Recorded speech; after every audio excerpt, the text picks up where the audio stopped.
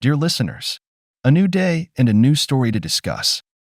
Today, I'm going to tell you a story that interests me. Listen and write down what you think about this situation. I'm interested in your opinions. Hello, I'm Eleanor. You know, life can be a roller coaster, full of ups and downs. My story? Well, it's a whirlwind of emotions, starting with a heartbreak that reshaped my world. Let me take you back to those days, to the beginning of my journey. It was a cold, misty morning, the kind where the sun seems to struggle against the gloom. I remember it clearly, the day I lost Edward, my first husband. He was the kind of man who lit up a room, whose laughter was contagious, and whose love was my anchor. Losing him felt like being adrift in a stormy sea, with no land in sight. "Mommy, where's Daddy?" Isabella, our precious daughter, asked with innocent eyes. She was just 5, her world revolving around fairy tales and Daddy's bedtime stories. I knelt down, holding back tears, trying to find the words. "Sweetie, Daddy." "Daddy's gone to a place where he can't come back from," I managed to say, my voice trembling. "But why can't he come back? Did I do something wrong?" Her little face crumpled in confusion and pain. "No, my love, you did nothing wrong. Sometimes life, it just happens." How do you explain death to a child who still believes in magic? The days that followed were a blur of condolences, sympathetic looks, and empty words. I felt like I was suffocating, trapped in a nightmare I couldn't wake up from. Isabella became my sole reason to keep going. I had to be strong for her, even when I felt anything but. 3 years of struggling as a single mother passed. That's when Benjamin came into our lives. It was at a group therapy session. I went there seeking solace, a place to share my grief without judgment. "Hi, I'm Benjamin," he said, offering a hesitant smile. He had this sad yet kind look in his eyes, the look of someone who had seen his share of pain. "Eleanor," I replied, offering a small smile of my own. We talked, sharing our stories. Benjamin was divorced. His wife had cheated on him, leaving him with a broken heart and a cynical view of love. But there was a gentleness about him, a resilience that resonated with me. "You know, Eleanor, it's okay to feel lost. I'm there too, in this ocean of uncertainty," he said during one of our sessions. "It's like we're on the same boat, trying to find the shore," I responded, finding comfort in our shared experiences. Our friendship blossomed into something more, something beautiful and unexpected. Benjamin became a constant in our lives. He was wonderful with Isabella, treating her like his own. I remember how he used to take her to the park, their laughter filling the air as they chased ducks by the pond. "Mommy, Benjamin is so funny. He makes the best duck sounds," Isabella giggled one evening, her eyes sparkling with joy. It warmed my heart to see her happy again, to see her world filled with laughter. A year into our relationship, Benjamin surprised us. He organized a birthday party for Isabella, a fairy tale-themed party, complete with homemade decorations and a cake baked with love. Isabella was over the moon. "Mommy, Benjamin made me a princess," she exclaimed, twirling around in her dress. That night, after Isabella fell asleep, Benjamin took my hands. "Eleanor, you and Isabella have brought light into my life. I want to be there for you, always." His words were a balm to my weary soul. We grew closer, and I found myself falling for him. The proposal came on a starlit night, simple yet perfect. "Eleanor, will you marry me?" he asked, his eyes full of hope. "Yes, Benjamin, yes," I cried, tears of joy streaming down my face. Marrying Benjamin felt like a new chapter, a fresh start. It was a ray of hope after the storm, a promise of a better tomorrow. But little did I know, this new beginning would bring its own set of challenges, challenges named Meredith, my new mother-in-law. But that's a story for another chapter. For now, let me bask in the joy of finding love again, in the comfort of a new beginning. Life, I've learned, is never just a straight path. It's a maze, full of twists and turns, and just when you think you've found your way, a new turn appears. Marrying Benjamin was one of those unexpected, beautiful turns. But with it came a challenge I never anticipated: Meredith, my new mother-in-law. The first time I met Meredith, it was at a family dinner Benjamin had arranged. He wanted to introduce me and Isabella to his family. I remember standing at the doorstep, Isabella clinging to my hand, her other hand holding a bouquet we had picked for Meredith. "Mom, will Grandma like me?" Isabella whispered, her big eyes full of hope. "I'm sure she will, sweetheart. You're impossible not to love," I reassured her, squeezing her hand. We were greeted by Benjamin's brother and his family, who were warm and welcoming.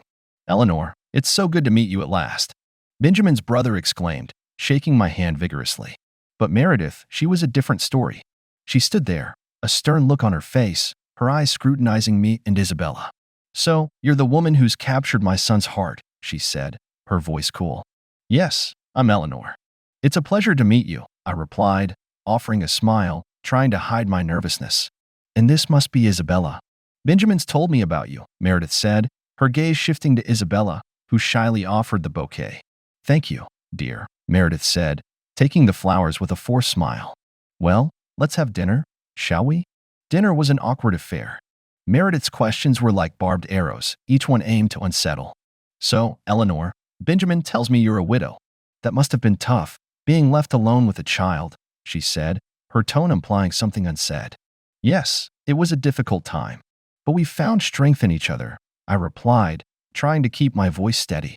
"And Isabella, do you miss your real dad?"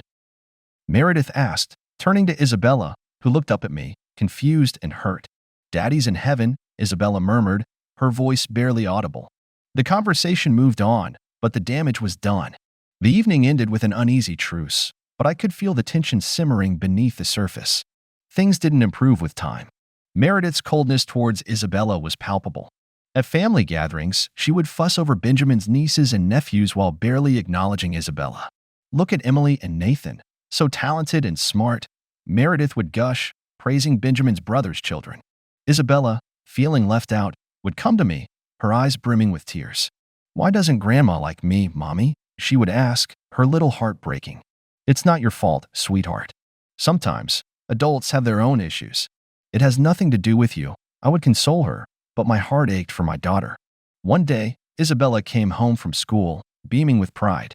"Mommy, guess what? I won the spelling bee," she exclaimed, holding up her certificate. "That's amazing, sweetie. Let's tell Grandma Meredith when we see her this weekend," I said, hoping to bridge the gap between them. The weekend came, and we were at another family gathering. Isabella, excited, ran up to Meredith. "Grandma, look, I won the spelling bee." Meredith glanced at the certificate and then at Isabella.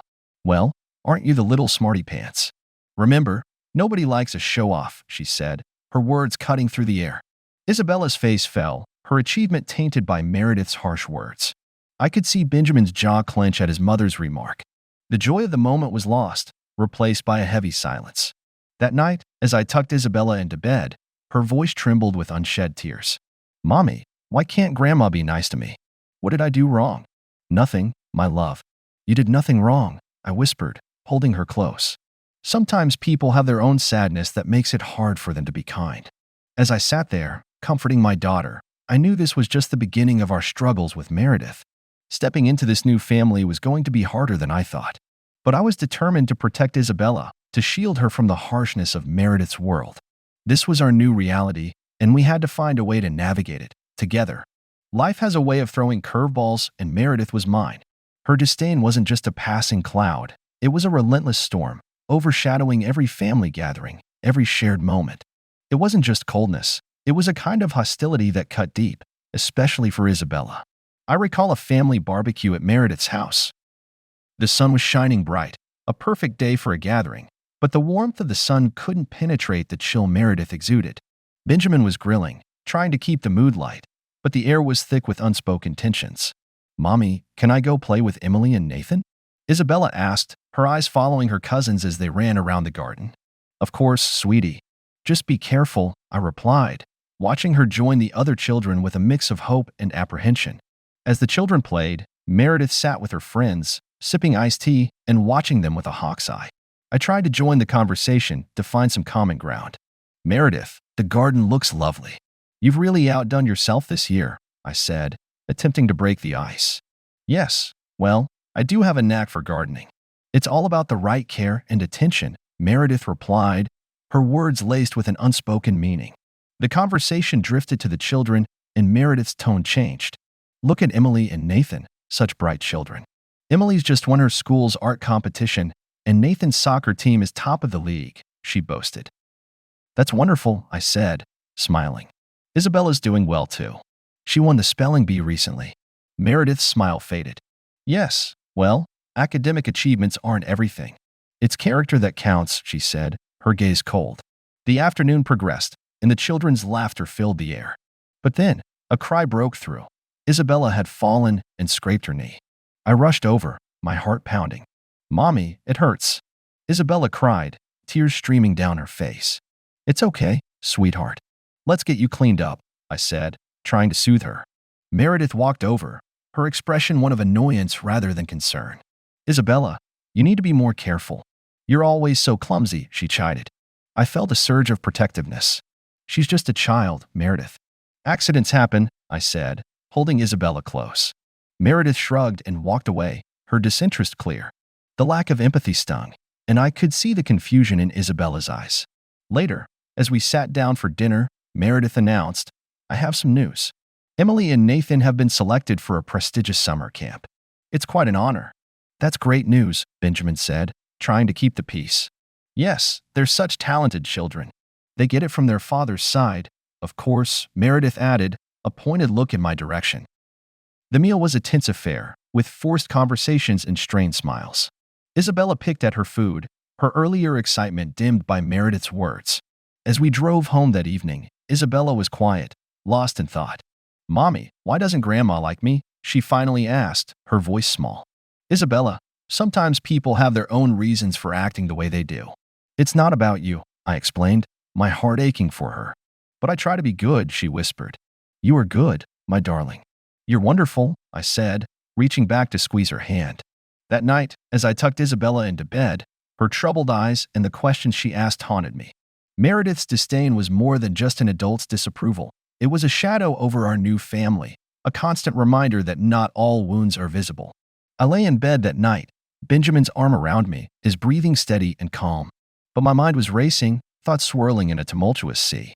How do I protect my daughter from this? How do we navigate a family where love comes with conditions? The harsh reality of Meredith's disdain was a bitter pill to swallow. It was a challenge I hadn't anticipated and one I wasn't sure how to overcome. But I knew one thing for certain: I would do everything in my power to shield Isabella from the pain, to show her that she was loved, no matter what Meredith thought or said. This was our family now, and I was determined to make it a haven for us, a place where Isabella could grow and thrive, surrounded by love, not judgment. Every story has its turning point, a moment where the dam breaks, and everything changes. For us, that moment came unexpectedly, on a day that began like any other. It was a Saturday morning, the sun filtering through the curtains, casting a warm glow across the room. Isabella was in high spirits, her laughter a melodious tune that filled our home. But amidst the laughter, there was an underlying tension, a sense of unease that I couldn't shake off. "Mommy, are we going to Grandma Meredith's today?" Isabella asked, her eyes wide with a mix of excitement and apprehension. "Not today, sweetie. It's just us today," I replied, hoping to ease her worries. As the day unfolded, we busied ourselves with little things, baking cookies and playing games. But in the afternoon, Isabella's mood changed. She complained of a stomach ache, a sharp pain that seemed to come out of nowhere. "Mommy, it hurts," she whimpered, clutching her stomach. I was immediately alert, my mind racing with concern. "Let's get you to bed, and I'll call the doctor," I said, trying to keep my voice calm. As I tended to Isabella, Benjamin was on the phone, his voice laced with worry. "Yes, doctor, she's in a lot of pain. Can we bring her in?" he said, his eyes meeting mine with a look that said it all. But it was what happened next that pushed us to the brink.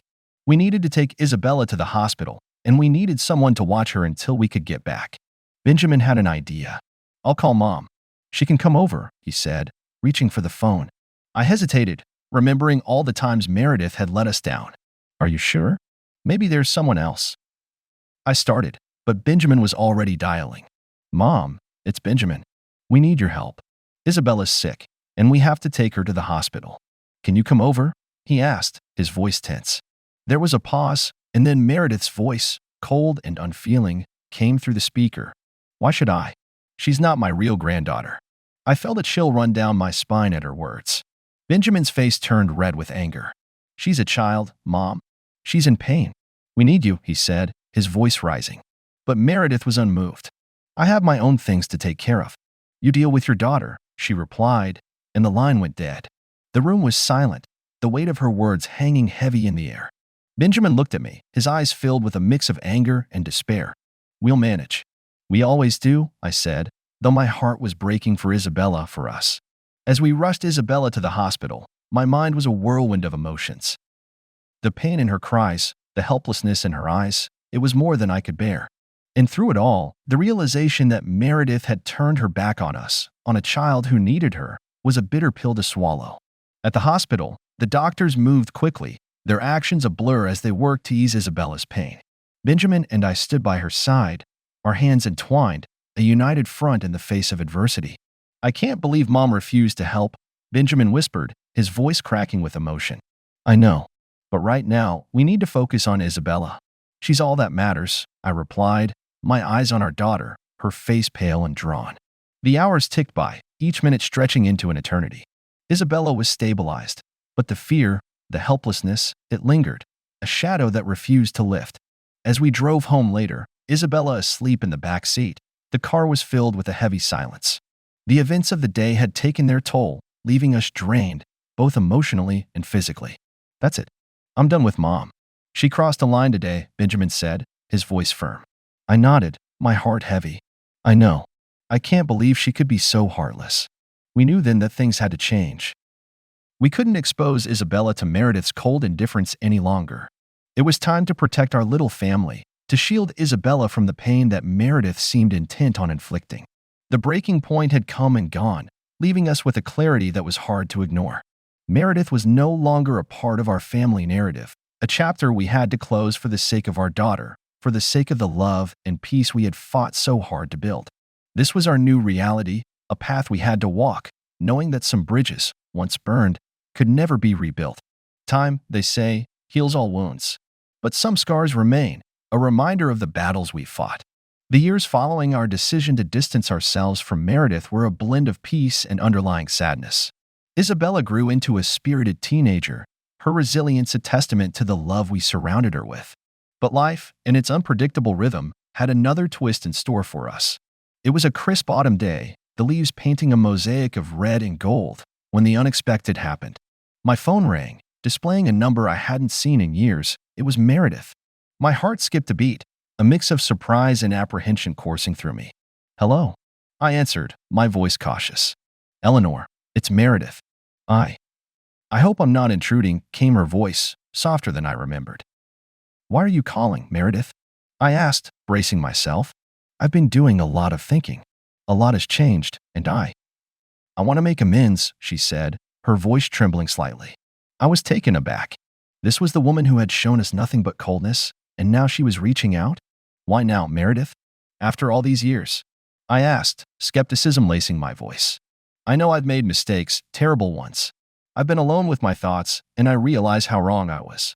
I'd like to see you and Isabella. I want to apologize, properly," she explained, a hint of desperation in her tone. I hesitated, memories of past hurts flooding back. But then I thought of Isabella, of the chance for closure, maybe even healing. "I'll talk to Benjamin and Isabella." "I can't promise anything," I said, my voice measured. "Thank you, Eleanor. That means a lot," Meredith replied, a note of relief in her voice.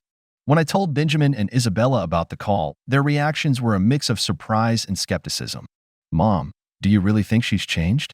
Isabella asked, her brow furrowed in doubt. "I don't know, honey, but maybe it's worth finding out. Maybe she really does want to make things right," I said, trying to be optimistic. Benjamin agreed to a meeting, albeit reluctantly. "Let's see what she has to say. But if she hasn't changed, that's it. We walk away for good," he said, his voice firm. The day of the meeting arrived, a whirlwind of emotions swirling within me. We stood at Meredith's doorstep, the house looking the same as it had years ago. Taking a deep breath, we rang the bell. Meredith opened the door, her appearance older, more fragile. "Eleanor, Benjamin, Isabella. Thank you for coming," she said, stepping aside to let us in. The house was quiet, the walls adorned with pictures of happier times. We sat in the living room, an awkward silence enveloping us. "I'll get straight to the point," Meredith began, her hands clasped tightly in her lap. "I've been a terrible mother and grandmother. My actions, my words, they were unforgivable. I was lost in my own bitterness, and it blinded me to the pain I was causing. Isabella, you didn't deserve any of that. I'm so sorry." Her words hung in the air, heavy with emotions long suppressed. Isabella looked at her, her expression unreadable. "Why should we believe you now, Meredith? After all this time?" Benjamin asked, his voice tinged with years of pent-up frustration. "I understand your skepticism. I wouldn't believe me either. but I've had a lot of time to reflect on my mistakes. I want to make things right. If you'll let me, Meredith replied, her eyes pleading. We exchanged glances, the decision unspoken between us. We can try, Meredith, but it's going to take time. And actions speak louder than words, I said, my voice cautious. Meredith nodded, a tear escaping her eye. I'll do whatever it takes. I've missed so much, and I don't expect forgiveness. But I hope, in time, you can see I've changed. As we left Meredith's house that day, the world seemed a little different, like a door long closed had been opened, just a crack. The possibility of reconciliation, however faint, was there. But whether it would grow into something real, only time would tell. For now, we stepped into the unknown, cautiously optimistic, ready for whatever lay ahead. In life, some chapters are harder to read than others. Our cautious stance with the idea of reconciling with Meredith was one such chapter. Her words had planted a seed of hope, but as we all know, hope can be a fragile thing. Weeks passed since our meeting with Meredith. The autumn leaves had given way to the cold embrace of winter. It was during this chilly backdrop that Meredith's true motives began to unravel, layer by layer. One evening, as we sat around the dinner table, Isabella's phone rang. It was Meredith. Isabella, ever the compassionate soul, had been tentatively rebuilding bridges with her grandmother. She answered with a cautious, "Hello? Eleanor? Benjamin? Isabella, I have something important to discuss. Can we meet tomorrow?" "It's urgent," Meredith's voice crackled through the speakerphone. The next day, we found ourselves once again at Meredith's doorstep, the winter chill biting at our skin. The warmth of her house did little to thaw the frostiness that hung in the air. Meredith greeted us, her demeanor serious. "Thank you for coming. I won't beat around the bush. I'm in a bit of a financial bind," she began, avoiding our eyes. "A financial bind?" Benjamin echoed, his brow furrowing. "Yes, I've made some unwise investments. I'm at risk of losing the house. I hate to ask, but I need your help," Meredith said, her voice laced with a mix of embarrassment and desperation. The revelation hit us like a cold wave. "How much do you need?" I asked, the question heavy on my lips. "I need around $50,000 to settle my debts and keep the house," she said, finally meeting our gaze. The room fell silent, the magnitude of her request hanging heavily between us. "Meredith, that's a lot of money. We need to think about this," Benjamin said, his voice strained. "I understand. Take your time. I wouldn't ask if it wasn't absolutely necessary," Meredith replied, her eyes pleading. We left with heavy hearts and minds swirling with questions. The drive home was quiet, each of us lost in our thoughts. "That's a lot of money, Mom. Do you think we should help her?" Isabella asked, her voice uncertain. "I don't know, honey. It's complicated," I replied, the weight of the decision pressing down on me. Days turned into weeks as we grappled with the decision. It was during this time of uncertainty that Isabella's career as a social media influencer took off. She had worked hard, and her efforts were finally paying off. One evening, as we celebrated Isabella's success, her phone rang. It was Meredith again. The conversation was brief, but Isabella's face said it all. "She's asking again about the money. She sounds desperate," Isabella said, her voice laced with concern. "Maybe we should help." "It's a lot, but she is family," Isabella continued, her big heart on full display. After much deliberation, we decided to help. Isabella, driven by a desire to do good, agreed to contribute a significant portion of her earnings. The day came for us to give Meredith the money. As we approached her house, a sense of unease settled over me. Something didn't feel right. We rang the bell, but there was no answer. The door was unlocked, so we let ourselves in. The house was quiet, too quiet. As we made our way to the living room, we overheard voices coming from the kitchen. It was Meredith, her tone excited, conspiratorial. "Yes, once I get the money, I'll be set. They think they're helping me save the house, but really, it's going towards my new life with George. They have no idea," Meredith laughed, unaware of our presence. The words hit us like a ton of bricks. Betrayal, anger, disbelief, a whirlwind of emotions engulfed us. We stepped into the kitchen, our presence catching Meredith off guard. "What's this about a new life with George? And what do you mean? They have no idea?" Benjamin demanded, his voice shaking with anger. Meredith's face drained of color, her facade crumbling. I can explain," she stammered, her eyes darting around, looking for an escape. "You've been lying to us. All this talk about needing help, it was just a scheme to fund your new life," I said, my voice barely a whisper. I was going to pay you back. It's just that George, He's someone special, and I needed a fresh start, Meredith tried to justify, her words falling on deaf ears. We stood there, the truth laid bare before us. The reconciliation, the hope for a mended family, it was all a facade, a means to an end for Meredith. The ride home was a blur, the events at Meredith's house replaying in our minds. We had been so close to giving her the money, to falling into her trap. We're done with her. For good this time, Benjamin said, his voice resolute. I nodded, holding Isabella close. Yes, we are. We have each other, and that's all we need. The chapter of Meredith in our lives had come to a close, the final page marred by deceit and greed. But in its closing, we found a renewed strength, a clarity that some bonds, once broken, are best left that way. Our family, though smaller, was stronger for it, bound not by blood but by love, trust, and honesty. That was our real treasure, our true wealth.